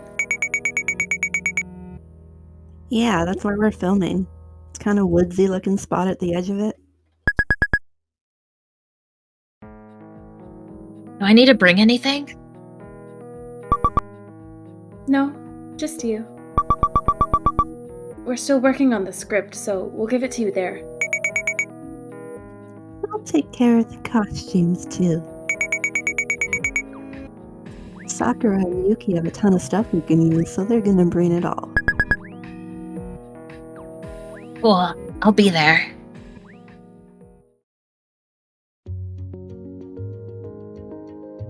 When Min gets there, she spots Akarsha waiting in the shade under a tree.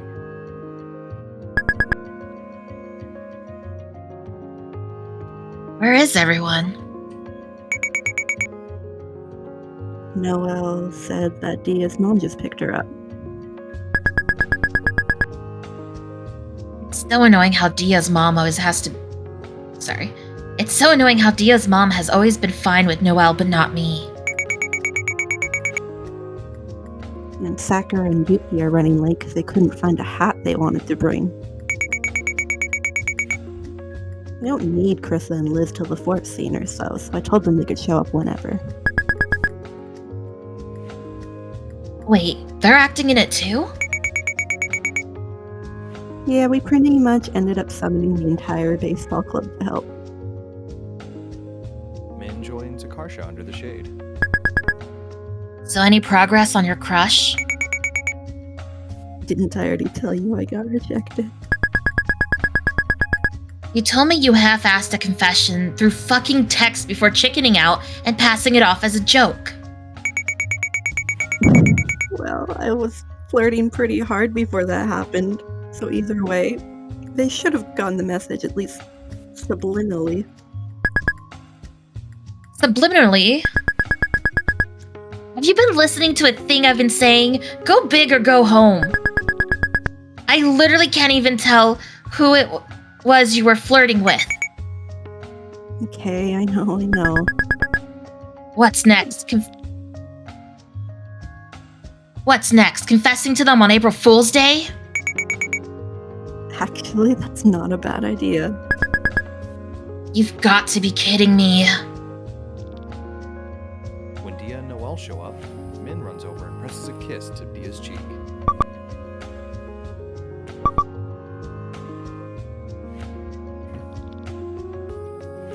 사랑해요. I told Diya that phrase meant hi a really long time ago. Maybe I should come clean about it now that we're actually dating. I don't want her to stop saying it, though. Noelle wearily hands Min her script. While we're waiting for the others, you can at least familiarize yourself with your lines. It's unseasonably hot out, so Min fans Diya with the script. Who am I playing?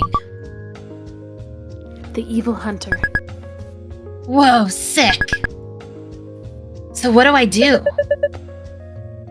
Are you illiterate? just read the script.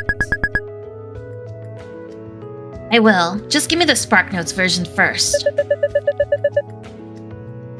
To summarize, gray wolves are set to be removed from the endangered species list.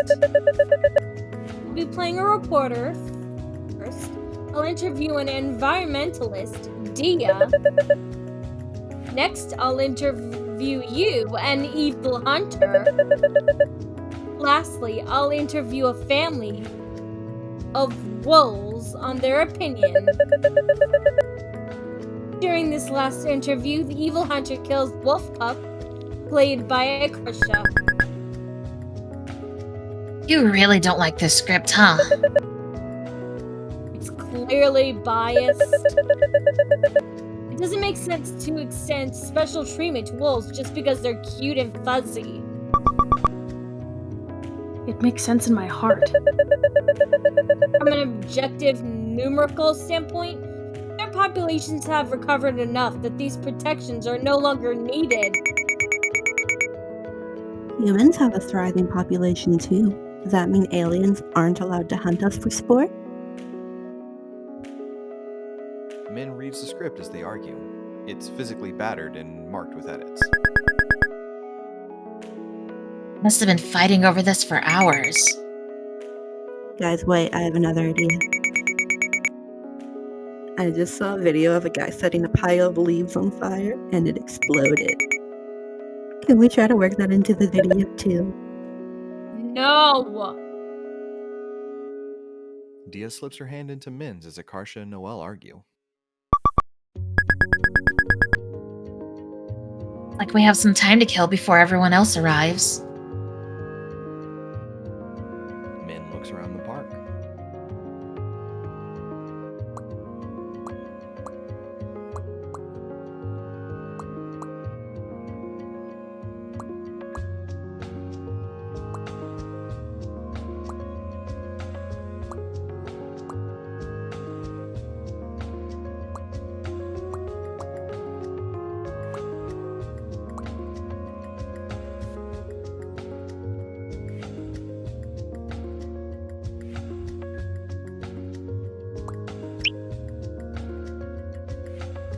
Diya is almost in tears watching the dog run in circles around the park.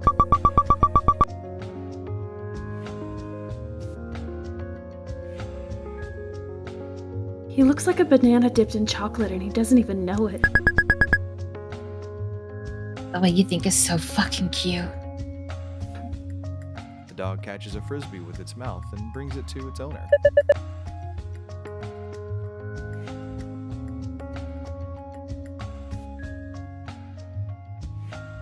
Bucket! Good boy! Bucket. Want me to ask if we can pet it? No, I think I can do it. Thanks. Oh, sure, go for it. Don't worry. I'll take over if they don't let you pet it. Diya nods and hesitantly approaches the dog's owner. She stands about a foot behind her, unnoticed. She must be psyching herself up to do it. Can I pet your dog? Scared me! Sure, you can pet him. Bucket happily rolls over on his back, exposing his belly.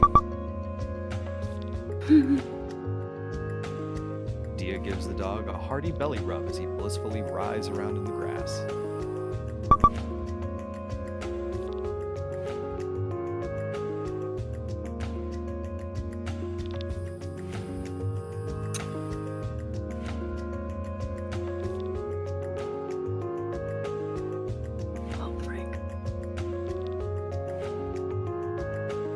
Jakia.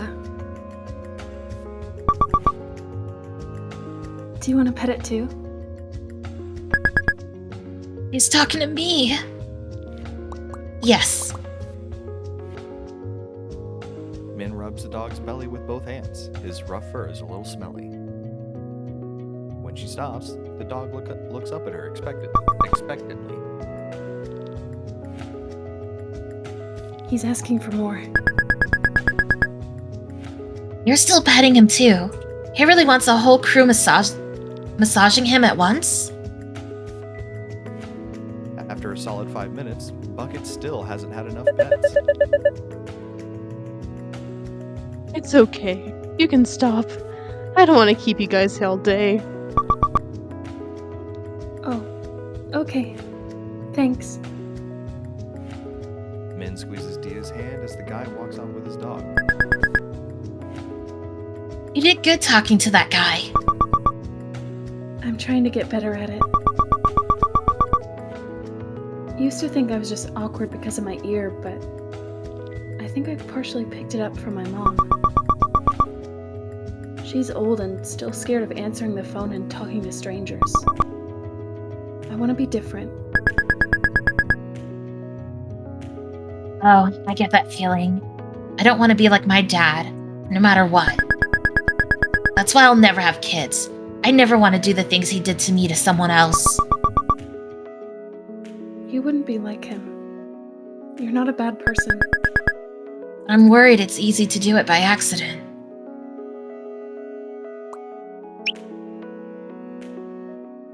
Ester is seated at the bench, fiddling with a camcorder. Oh, you're here too? Yeah, I'm being the cameraman. Akarsha kept insisting I'd be good at it because I'm artsy, so... Did she do something to her hair? It looks way different than usual. Wow, your hair's so flat today. Thanks? Ester gives her a weird look.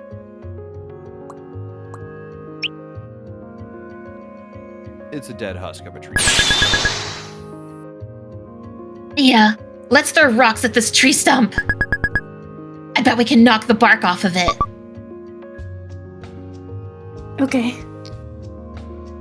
They survey the ground for rocks to throw, but there's only dirt and twigs. We should look around for big rocks. Good idea. There's just sand here, no rocks.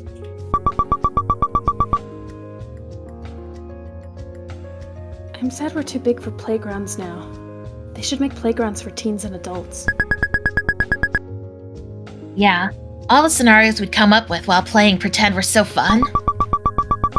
My favorite was the one where we pretended we were runaways starting our own clan. That one was so popular some of the kids joining in weren't even our friends. Looks like the teachers made us stop because everyone was digging up huge holes in the ground and making stuff out of mud. Was that why? I thought it was because it got too big. I remember like 30 of us were doing it. Maybe it was a combination of both? I don't know. I didn't even dig anything. My house was just a bunch of pine needles I arranged in a circle shape. You mean our house? We were married. In the pretend world, I mean. We were? I saved you from being kidnapped by bandits, and I made you marry me as a reward. You did the exact same things as the bandits then. No, I didn't. The bandits wanted you for bad reasons, but I wanted you for nice reasons only. And didn't you say this game was your favorite? You must have liked it.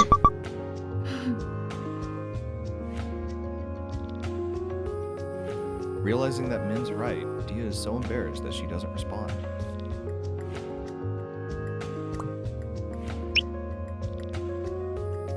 Ester raises her eyebrows as Diya and Min search the ground for big rocks.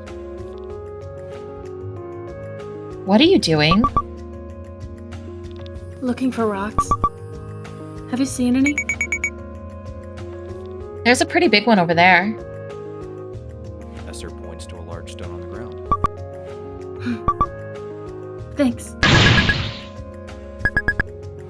Yeah, this'll work. Work for what?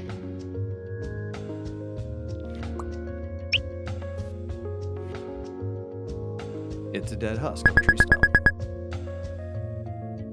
We don't have enough rocks to throw at this yet. Diya and I each need one, otherwise it's not fair. Min scours the ground for rocks. Meanwhile, Diya watches the dog running around. If I were in charge of naming that dog, I'd name him Banana Dipped in Chocolate. That's way too long. His first name can be Banana, middle name Dipped in, last name Chocolate. Still the exact same length. There's a decently big slab lying in the dirt. We both have rocks now.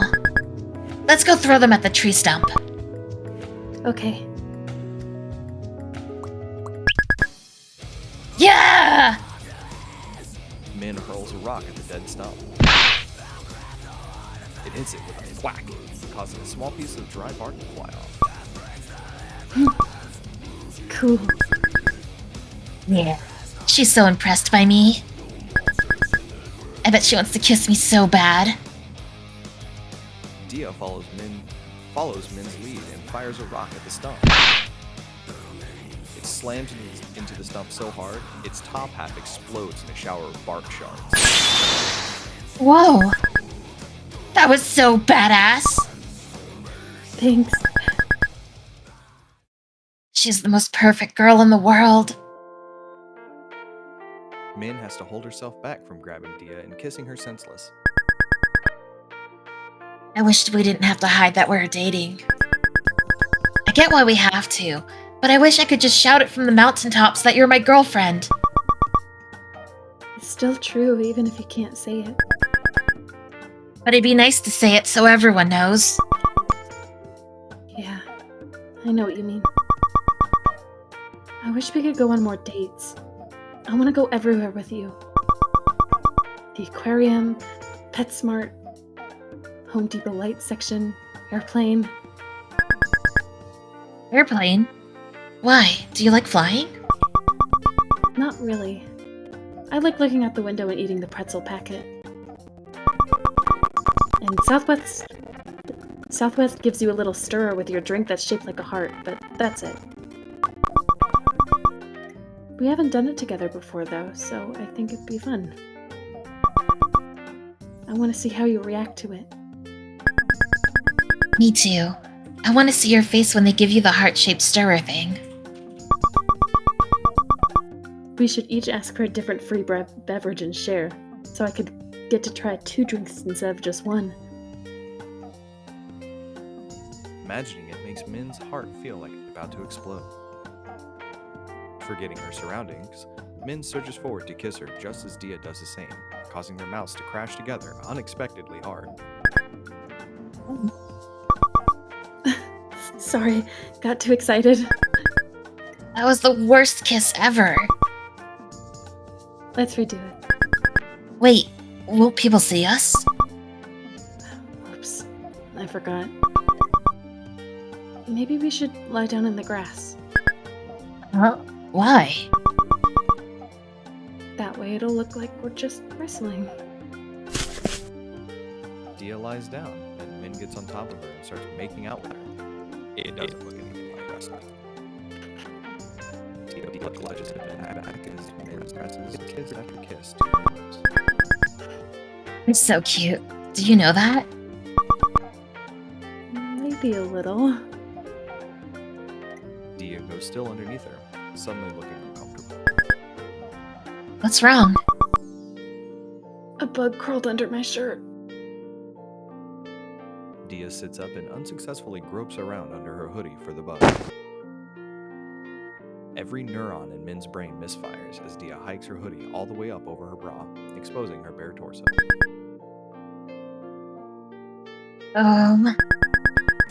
I'm looking respectfully. Don't know where it went. Min is so distracted that it takes her a few seconds to notice the bug crawling on Diya's chest. Oh, it's just a beetle. I got it. She grabs hold of it just as Akarsha and Noelle come jogging up to them. Everyone has arrived. We should get in costume now. Diya frantically pulls her hoodie back on. Whoa. I was just helping her. A bug crawled up her shirt. Where was it gonna crawl next? Down her pants? What the fuck? That's not what was happening. Look, the bug's right here. Min raises her hand to show it to him, but it's gone. It must have flown off. I mean, I'm not judging. If I had a ticket to Boob City, I know what I'd be doing too. But literally here, in broad daylight? Really? Well, for fuck's sake, we literally weren't doing anything. Diya's face is still flushed pink as they walk over to the others, hand in hand.